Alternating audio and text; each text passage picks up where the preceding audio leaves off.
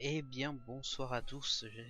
On se retrouve donc aujourd'hui pour une petite vidéo sur vous allez voir du Final Fantasy XIII, la mission numéro 64. Il faut savoir qu'à la base j'avais fait cette vidéo en recordant directement avec le micro. Enfin, je pensais seulement, je me suis rendu compte que j'avais oublié d'activer le micro sur OBS. Donc du coup, je parlais dans le vide. Bref, donc du coup ce que j'ai fait c'est j'ai pris la vidéo, je enregistre par-dessus, enfin voilà. Et donc cette vidéo est faite pour vous expliquer ce qui se passe actuellement au niveau de la chaîne. Euh, donc voilà, on va faire ça de suite. Je vais commencer directement et après je vous expliquerai comment se déroule ce combat contre Vercingétorix, ce qui se passe actuellement à l'écran. Alors, tout d'abord, au niveau des lives actuels, donc vous avez pu voir qu'il y en a beaucoup moins, pour la simple et bonne raison que je passe la plus grande partie de mon temps libre, oui, sur Overwatch, afin d'obtenir donc le maximum de skins légendaires liés à Halloween. Je ne suis pas quelqu'un qui achète des loot box. Je trouve ça assez cher personnellement.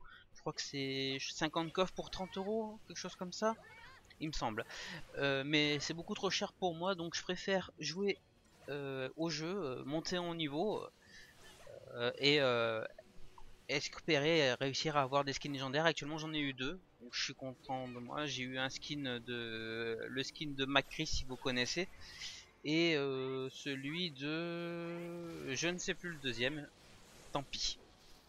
Bref, tout ça pour dire que voilà, la plupart les lives sont ralentis du fait que je joue à Overwatch. Ça c'est le premier fait. Il y a aussi un deuxième fait.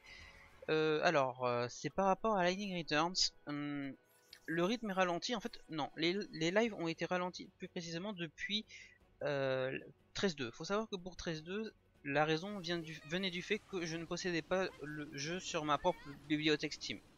Donc je devais demander à la personne qui l'avait quand est-ce qu'elle ne jouait pas. Parce que évidemment, et c'est totalement normal, c'était cette personne qui avait la priorité sur le jeu, enfin sur sa bibliothèque Steam, et c'est totalement normal.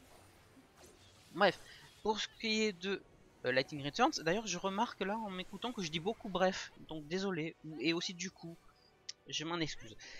Voilà, donc sur Lightning Returns, le jeu je le possède sur ma bibliothèque, il n'y a absolument aucun problème à ce niveau-là, je peux faire les lives quand je veux. Seulement en plus de ce que je disais par rapport à Overwatch, je me suis rendu compte que la qualité du premier stream que j'ai fait était, je trouve, très moyen. Alors je ne me considère pas comme un bon youtubeur, un bon streamer, un bon ce que vous voulez. J'en suis même très très loin. J'ai pas ce que personnellement j'appelle la chat YouTube, donc ce qui permet de c'est-à-dire leur rendre un live vivant, enfin ce qu'il faut pour faire un bon live. Mais je vous remercie malgré tout de suivre mes lives quand il y en a. Je vous remercie vraiment, merci beaucoup. Mais voilà, donc en regardant la rediffusion de Lightning Returns, je me suis rendu compte que la qualité était vraiment médiocre, plus médiocre que d'habitude. Sans doute, ça vient sans doute du fait que le jeu est très verbeux.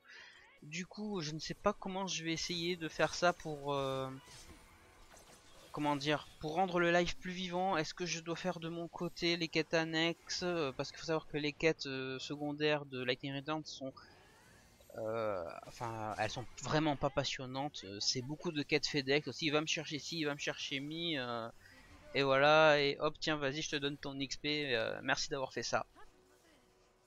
Donc je sais pas si je vais me concentrer principalement sur la quête principale, si je passerai les dialogues en PNJ, ou alors est-ce qu'on se foutra de ce que disent les PNJ et je continue de parler pendant qu'ils parlent, vu que je joue en japonais, peu de personnes comprendront ce qu'ils disent s'ils lisent pas. Moi le premier, bon, je suis ouvert à vos suggestions là, n'hésitez pas à commenter dans les commentaires pour me dire de 1 si en effet vous aussi vous avez ressenti que le live était de moins bonne qualité sur Lightning Returns, si je suis le seul à le ressentir, et de 2 votre avis sur Lightning Returns. Voilà, donc c'est pour ça qu'il y a un peu moins de live au niveau de un peu moins de live en ce moment, du fait de Overwatch et le fait que je réfléchisse à comment je vais faire Lightning Returns. Bon, ça c'était la première partie du live. Ensuite, je voulais vous montrer donc Vercingétorix en vidéo. J'aurais préféré que ce soit en direct parce que là c'est difficile comment dire, de commenter une vidéo que j'ai déjà, enfin que tout est déjà fait quoi. Mais bon, on va essayer. Alors, Vercingétorix est considéré comme l'un des boss les plus difficiles de Final Fantasy XIII, peut-être même le plus compliqué, je ne sais pas. Personnellement, je trouve que le Pleurodire est plus compliqué dans le sens où c'est un combat long. Et vu que j'aime pas les combats longs, bah, c'est pour ça que je considère ce dernier comme plus difficile que Vercingétorix. Vercingétorix, le combat, pour qu'il se déroule bien, c'est actuellement comme je le fais. C'est-à-dire, on commence le combat en s'étant mis les vaporisateurs, donc pour avoir tous les buffs possibles. On commence directement par des buffs Vercingétorix, avec en oubliant surtout pas de lui mettre lenteur et poison. Poison, vous avez pu voir en regardant les différentes vidéos sur Final Fantasy XIII, et peut-être 13.2, même si le poison je l'ai pas utilisé énormément dans 13.2, c'est une compétence extrêmement puissante. Mais vraiment, poison est extrêmement puissant dans cette saga. Donc il ne faut absolument pas hésiter. Là, pendant qu'il a poison, il perd continuellement de la vie. Ensuite, dès que c'est fait, il faut se mettre directement en ravageur x3. Je ne sais plus comment... C'est Rafale Furieuse, je crois, hein, le nom de la stratégie. Oui, c'est ça, Rafale Furieuse. Histoire de le choquer.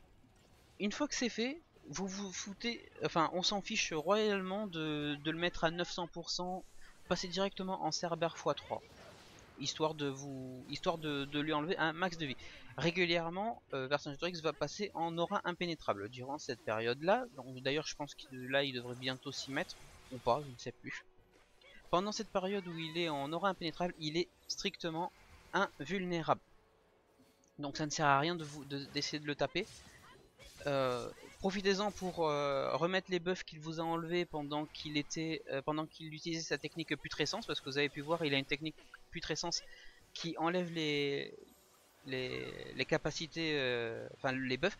Et là, vous avez vu qu'il a utilisé la capacité tornade ardente, qui est sa technique ultime, on va dire. C'est facile.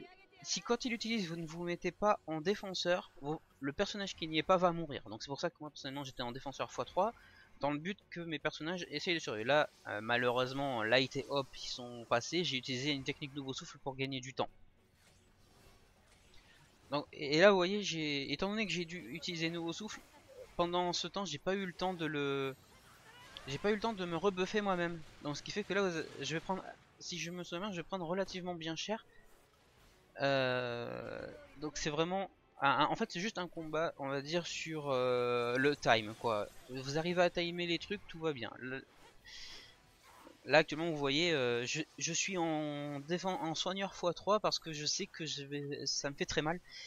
Et je vais tenter quand même de le debuff au maximum parce qu'il faut absolument lui mettre la lenteur et le poison. Si on n'a pas le temps, essayez de lui mettre vraiment le poison. Étant donné que je contrôle Feng et que je ne suis pas un joueur de... Enfin, et que Feng n'a pas poison, je pouvais pas lui mettre. Donc j'ai essayé de me concentrer sur lenteur, sauf quand j'oubliais, ce qui est arrivé très souvent. Donc là, hop, tornade ardente, attention en fortification. Les dégâts sont beaucoup moins élevés, vous avez pu voir. Donc voilà, le but c'est juste voilà, il faut enchaîner comme ça. Et oui, je me suis pas mis tacticien x3 parce que je trouve que Feng empiète sur les autres tacticiens. Parce qu'elle elle a des méga boucliers, méga barrières, enfin ce genre de choses. Je préférais juste la mettre en soigneur qu'elle soignait les autres. Et là vous allez voir, en fait, je vais arrêter de commenter juste là parce que je vais enfin, vous allez voir la fin du combat. Hein, ça va être du ravage, enfin le saboter, le poison, la lenteur, tout ça, rafale furieuse et un petit cerbère pour terminer. Et vous allez voir que je pense que c'est le poison qui l'achève. Car il va mourir pendant qu'il fait sa tornade ardente. Bref, je vous laisse ici. N'hésitez pas donc, comme je disais, à me laisser des retours sur la vidéo. Hein, je les lirai, histoire de savoir ce que vous pensez de ce que je vous ai dit. Merci à tous d'avoir suivi cette vidéo. Je vous laisse avec la fin du combat. Ciao tout le monde. Bye bye.